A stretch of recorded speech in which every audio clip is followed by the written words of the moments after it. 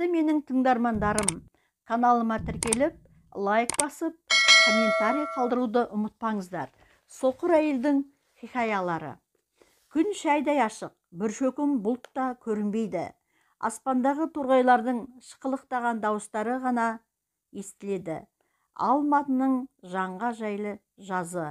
Дариға есік алдындағы орындықта отырып, осы бір тыныш сәтке сүйсінгендей кең тыныстап қояды. Тыныштық пен алаңсыз өмір қандай қымбатсың сен. Я, оның өмірі де алаңсыз, мұңсыз еді. Әкесі білдей директор, анасы болса сатушы болып қызмет етуші еді. Ата-анасы балаларына барлық жағдайларын жасауға тырысатын. Көптеген балалардың қолы жете бермейтін киім-кешекті, дүниені қалыпты жағдай деп қабылдаған екен-ау сол кезде. Мектеп бітірген соң Дариға бірден Алматыны таңдаған. Себебі Алматыдай арман қалада оқу әркімге де арман ғой ол кезде. Жолы болып Дариға Каспийге ең беделді бір оқу орнының студенті атанған. Алматыдай шаһардың думанды күндері мен мақпал түндерін айтсаңшы шіркін. Талай ақын композиторлардың шабытына шабыт берген, серпіліс берген жер ғой бұл. Осы қалаға келгеннен бері оның кеудесін қуаныш кернеп ұшып жүргендей көрінетін. Алатаудың салқын самалы, жас бойжеткеннің жанын рақат беріп, ерекше сезімді кешушеді. Көктемнің жадыраған бір күні Дариға құрбыларымен елдің аузындағы фильмді көру үшін Арман кинотеатрына барған. Сәл кешігіп келді олар. Қараңғы залдан әрең дегенде орындарын тауып жайғасқан қыздар бар ынталарымен фильмді көруге назар қойған. Фильмде баянсыз махаббат пен қосыла алмаған екі ғашықтың аянышты өмірі бейнеленген еді. Фильмнің соңында Дариғаның сезімге берілгені сонша жылап жібергенін де сезбей қалған. Сол сәтте артта отырған ақ құба жігіт: «Қарындас, неткен сезімтал едіңіз, бұл жай ғана кино ғой» дегенде ұялып қалып, сонда да бұндай жағдайлар өмірде де кездеседі ғой деген баяу ғана. Бүгінгі қала тіпті ерекше. Сансыз шамдардың сәулесі ертегі әлемінде құлпырады. Құрбыларымен жатақханаға келе жатқан Дариға өздерінің арттарынан ілескен үш жігітті байқап келеді. «Қыздар, қорықпаңдар, артымызда оқ қағарларымыз еріп келеді» деп қыздарды күлкіге қарық қылған еді. Сол сәтті күткенде жігіттер де қатарласа берген. «Қыздар, танысалық, шығарып салсақ бола ма?» деген батылдана. «Күлегеш Гүлнәр, онсыз да шығарып салып келесіздер ғой, әлде қорқып келесіздер ме?» деп бұларды тағы күлдірген. Сөйтіп дабырласа жатақхананың алдына келіп қалғандарында сезбеген. Жігіттердің арықтауы Самат, орта бойлысы Шыңғыс, ал мұртты сымбаттысы Жомарт екен. Жігіттер ауыл шаруашылығы институтының студенттері көрінеді. Жатақхана есігі ашылып, вахтерша: «Сәлем апай, қыздар, асығыңдар, есік жабылады» дегенде үш қыз жатақханаға жүгіре жөнелген. Күндер зулап өтіп жатты. Оқудан бір сәт қол босамайды. Лекция жазу, семинар, зачет тапсырумен уақыттың қалай өткенін де білмей қаласың. Алдағы қысқы емтиханға дайындыққа кіріскен студенттер уақыт жетпей тыпырлауда.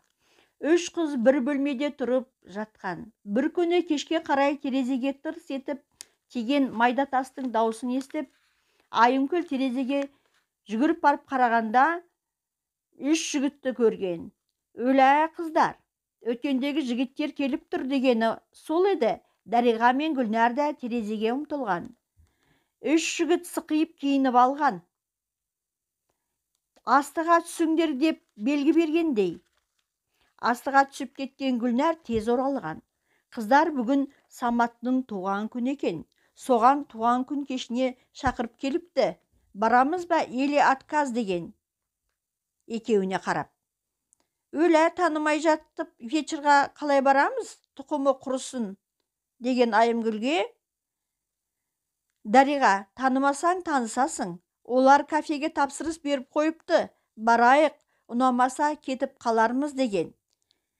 Ал сөйтіп 3 қыз сыланып сипанып шыққанда жатақхананың сыртында бұларды 3 жігіт асыға тосып тұр еді.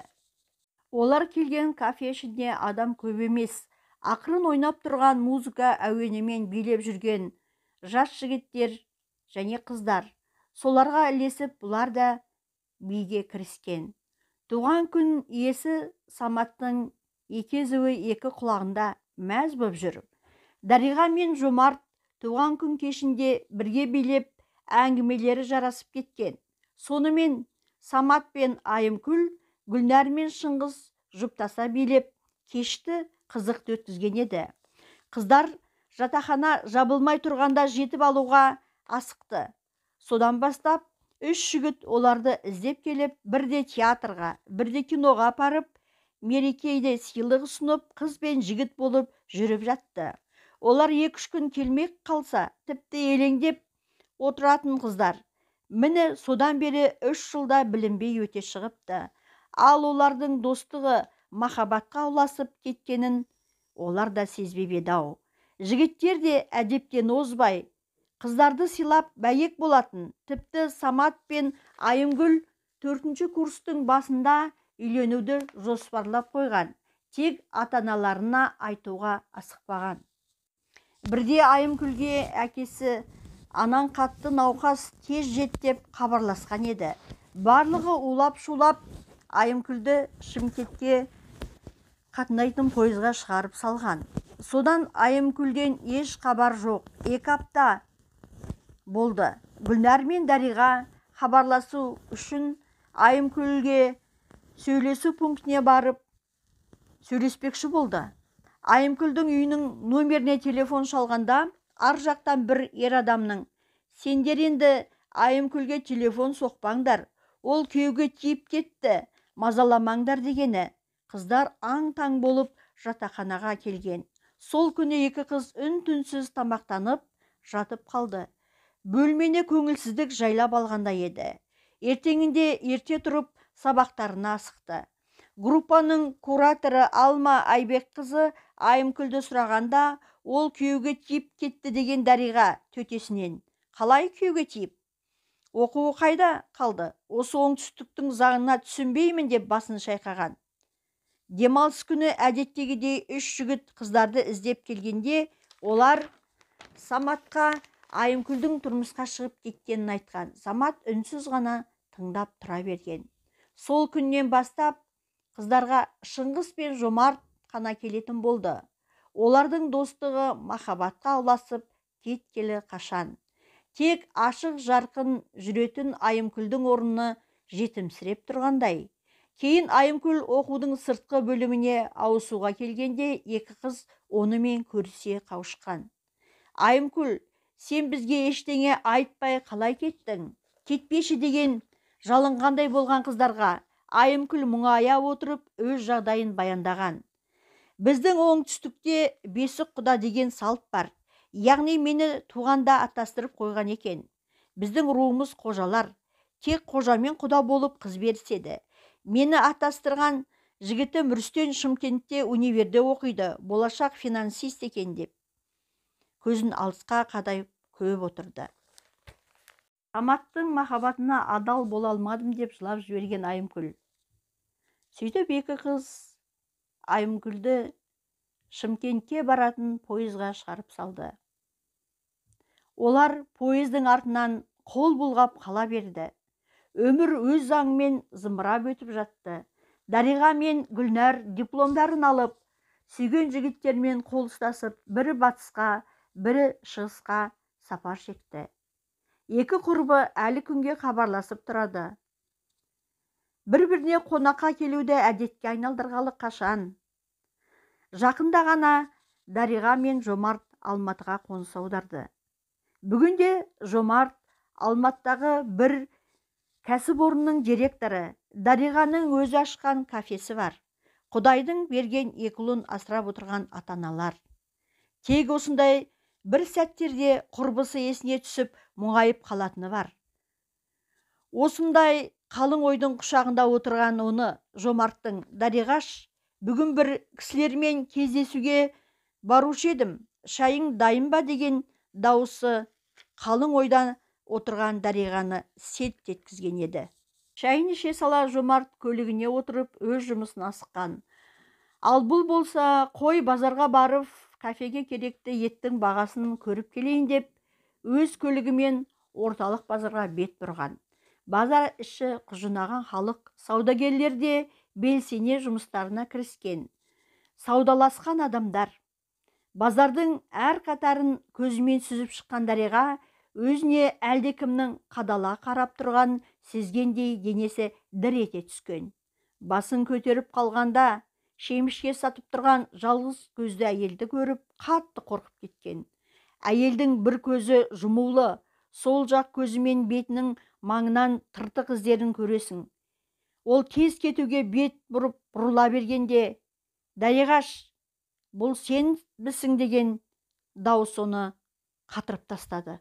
Құдайым-ау, бұл мені қайдан біледі деп іштей күбірлей берген. Сіз мені танисыз ба? Қалай сонда деп күмілжіп қалған. Айымкүлмін дегенде тіпті құлағы шыңылдап, жүрегі қатты соғып кетті. Есін жинап алып, Алматыда Каспийде оққан Айымкүлсің ба деп бар күшін сала. Иә, дәп соның өзі. Төремұратова Айымкүл, Шымкенттен деген әлгі жалғыз көзді әйел. Екі құрбы сол жерде жылай құшақтаса кеткен еді. Базардағы адамдарда таң қалып өтіп жатқан. Айымкүл қасындағы келіншекке, Сәбира, мына шемішкелерді сата бер. Мен құрбыммен бір әңгімелесіп, шерімді тарқатып келмесем болмас деген. Айымкүл, жүр, мына жердегі асханаға барып, әңгімелесіп, шай ішейік деп ұсыныс еткен еді Дариға. Саудагерлер әдемі киінген келіншек пен Айымкүлге жалтақ-жалтақ қарап таң тамаша болған. Екеуі шетте тұрған асханалардың біріне келіп, қуырдақ пен шайға тапсырыс берді. Айымкүл қатты қартайып кетіпті. Бұрынғы сұлу да сымбатты Айымкүл жалғыз көзді, беті тыртық кіп-кішкентай кемпірге айналыпты. Маңдайына түскен әжімдері қатал да қиын өмірінен сыр шертіп тұрғандай. Киімдері де жұпыны, ескі, аяғында галош. Екі құрбы шай іше отырып, сол жастық шақтарына оралғандай күйде болған. Айтар әңгіме, сырдың әлі де көп екенін сезген екеуі. Айымкүл өзінің оқудан сыртқы бөлімге ауысып кеткеннен кейінгі өмірін баяндай бастады. Күйеуім Рүстем ата-анасының тұңғышы еді, өте сымбатты жігіт екен. Әйел біткеннің көзінің құрты болды, өзі де жеңіл жүрісті жан боп шықты. Біздің көпке дейін баламыз болмады, ол маған сен бедеусің деп таяқтауды әдетке айналдырды. Керек болса тоқал аламын деп қопаңдап қоятын. Жиын тойға кейінгі кезде өзі жалғыз кететінді шығарды. Кетсе 2-3 күнсіз үйге оралмайтын. Ал мен түнімен ұйықтамай жатып, алаңдап, Құдайым маған бала берші деп тілеумен таңда тұратымын деді, еңіреп жіберіп Айымкүл. Дәрігерге де талай рет барып қаралдым. Олар сізде еш кінәрат жоқ. Тек сеніммен күте біліңіз деген. Соңғы рет барғанымда мүмкін сіздің күйеуіңізде болар кінәрат. Екеуіңіз келіп қаралыңыздар деген еді. Осыны Рүстемге айтып едім, ол мені көгала қойдай ғып сабап тастады. Өзің бедеусің деп. Бірақ дәрігерге қаралудан бас тартты. Сөйтіп, ит қорлықпен өмір сүріп жаттым. Кәрі ата енеме осы жайды айтуға оларды аядым. Елдің қайтып келген қыз деген сөзінен қорықтым. Дариға, сен білесің ғой, біздің оңтүстіктің өз заңы бар екенін. Көңіліме медеу болар тек жұмысым, оқушыларымды көргенде қайғы мұңымды ұмытып кеткенде болатымын. Шәкірттеріммен көбірек болуға тырысатым едім. Ал менің ақмақ күйеуім, неменеге келдің? Сол мектебіңе қона салмадың ба? Ойнастарыңмен деп қорлаушы еді. Сыртым бүтін, ішім түтін екенін ешкімде білмеді деп, Айымкүл жалғыз көзін алысқа қадап ойланып қалған еді. Бір сәтте мына жан түгершілік жағдайды естіген Дариға да құрбысын құшақтап жылап жіберген. Айымкүлдің жалғыз көзінен жас тамшылары тарам-тарам боп аққан. Көзіңе не болған деп сұрамақшы болған Дариғаның ойын емеурінген сезген ол, «Иә, Рүстем мені тек бақытсыз емес, соқыр қылды ғой» деп терең күрсіне әңгімесін бастаған. Рүстемнің жүріс жүретінін ішім сезетін.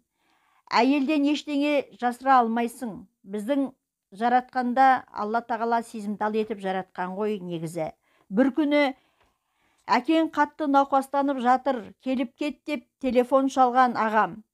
Менің екі ағам бар ғой. Екеуі де үйленген, көп балалы отбасы. Сол өз ауылымызда тұрып жатқан.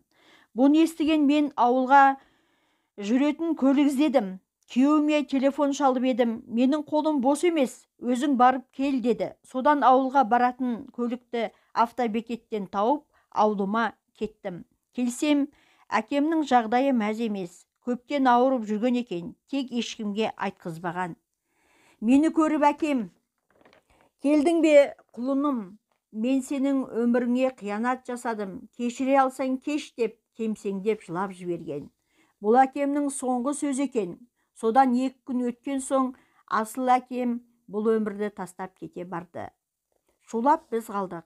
Әкемді жерлеуге құда-құдағи, туыстар бәрі жиналды, тек Рүстем көрінбеді. Телефон соғып едім, әзер алды. Мені аяқ астынан командировкаға жіберді. Келген соң барып шығармын деген ол жайбарақат. Әкемнің жетісін өткізген соң мен де Шымкентке кетуге жиналдым. Мектептегі жұмысым бар дегендей, өлгеннің артынан өлмек жоқ демей ме халқымыз. Өмір өз қалыбымен жалғасып жатты. Үйден кетерімде анам, «Ботам, неге жүдеусің? Әлде бір жерің ауырама?» деген сыр тартып. Мен болсам, «Апа, ештеңеге алаңдама, бәрі жақсы» дедім ішімнен жылап тұрып. Мен қалаға көлік жалдап түн ішінде келіп жеттім. Рүстем командировкасынан әлі келе қоймаған болар деп қоямын өз-өзіме іштей. 2-ші қабаттағы пәтеріміздің есігін кілтіммен ашып, ақырындап үйге кіріп, коридордың жарығын жақтым. Сол кезде көзім әйелдің биік өкшелі қара туфлиіне түсе берген. Менікі емес, сонда кімдікі болғаны? Мүмкін Рүстем біреуді үйге алып келгені болар деп өз ойымнан өзім шошына жатын бөлмеге беттей бергем. Шамды жағып қалғанда көргенім тыр жалаңаш жатқан күйеу мен әйел болды. Үстілеріне жапқан жаймалары жерде жатыр. Екеуі де анадан жаңа туғандай тыр жалаңаш. «Ұятсыздар, оңбағандар, айуандар» деп айғай салған менің даусымнан шошып оянған олар апыл-ғұпыл киімдерін таппай қатты састы. Күйеуімнің қойнында жатқан қатын өзінің іс жүргізушісі, қалаға жүргіштігімен аты шыққан Гүлсім екен. Басында байым сасқалақтап қалғанымен есін тез жиып мені ас бөлмесіне қарай сүйрей жөнелді. «Сен қатын өле қал осы жерде. Мен Гүлсімді сүйемін, ол маған бала тауып береді. Сен сияқты бедеу емес» деп соққының астын алды. Менің де тілім шығып, ашына айғай салдым. «Мен бедеу емеспін, дәрігер айтқан, сен бедеусің. Дәрігерге барудан қашып жүрсің» дегенде бетіме ас бөлмесінде тұрған сірке суы құйылған ыдысты лақтырып қалғаны. Оң жақ көзім өртеніп кетті. Бар болғаны көзім дей бергенім. Шошып кеткен Рүстем мені ваннаға әкеліп бетімді сумен шайып әлек болуда. Бетім шыдатпай қатты ашып тұр. Гүлсім киініп далаға мысық құсап атып шығып қарасын жоғалтты. Жедел жәрдем келіп мені қалалық ауруханаға алып кетті. Содан барған соң жансыздандыратын, ауруды басатын екпелерін салып, күйген бетіме әлде бір майды жағып естері шықты. Сонымен ауруханада тура 1 ай жатып шықтым. Сол кезде Рүстем ат ізінде салмады. Жаныма осы қылығы қатты батты. Анам мен ағаларым келіп жылап-жылап қайтты. Мен ешқайсына шындықты айтпадым. Ағаларымның біреуі Рүстемді мәйіп қылып сотталып кетер деп ойладым. Елдің бәріне өзім абайсызда бетіме құйып алдым дедім. Ауруханадан шығардан 2 күн бұрын бетімді көріп, дәргер көзімнің орауын шешті.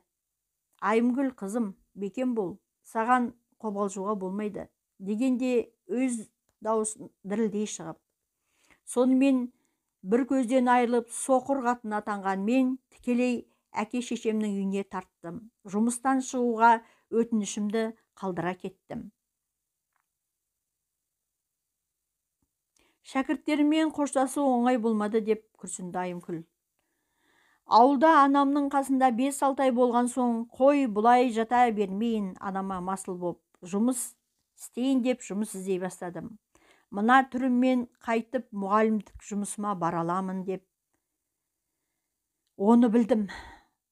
Я, қалай барам? Ойлана келе Алматыға келдім. Бұл жерде Шымкенттегідей емес.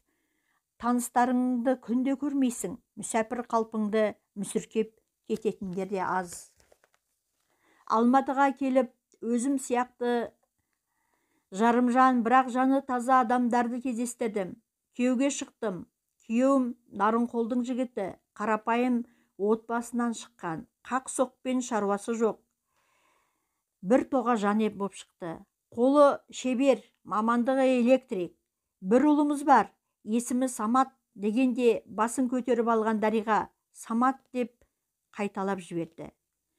Көзімді көрсеткенде дәргер, күрделі операция керек, оғанда қомақты қаржы керек қой деген.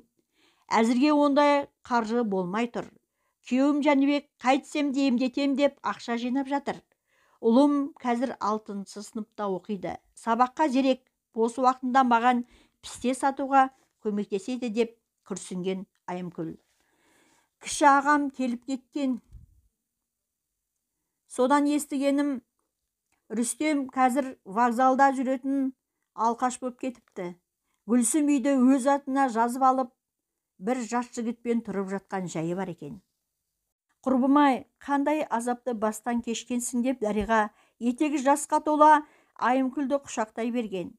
Осы кездесуден кейін Дариға бар жайды күйеуі Жомартқа айтқанда, ол да қатты тебіреніп көзіне жас алған. Көмектесу керек деп бірден шешкен. Көп ұзамай Дариға Айымгүлдің көзіне операция жасату үшін Мәскеуге ұшып кеткен. Көз ауруларын зерттейтін Филатов атындағы институтта Айымгүлге операция жасалған. Операция сәтті өтті. Бұрынғыдай көрмесе де Айымгүлдің көзі ашылып, қатты қуанып қалды. Дариғаны құшақтай берді. Бетіндегі тыртықтарында емдетіп қайтқан Айымгүл мен Дариға 2 айдан соң асыға Алматыға ұшақпен ұшып келген. Енді Айымгүл өмірге ерекше ризашылық көзбен қарай бастады. Әдемі киініп тік жүретін болған. Күйеуі Жәнібекті Жомарт құрылыс компаниясына дәнекерлеуші қып орналастырған. 10 саусағынан өнер тамған Жәнібек бүгінде жұмыста сыйлы. Жалақысы да жетерлік. Айымгүл әзірше үйде. Самат көз дәргері болуды жоспарлап қойған. Жақында Айкүмістер баспаналы болды. Дүркіретіп қоныс тойларын өткізді. Міне, адал достықтың құдіреті қиыншылықты жеңуге күш берген еді.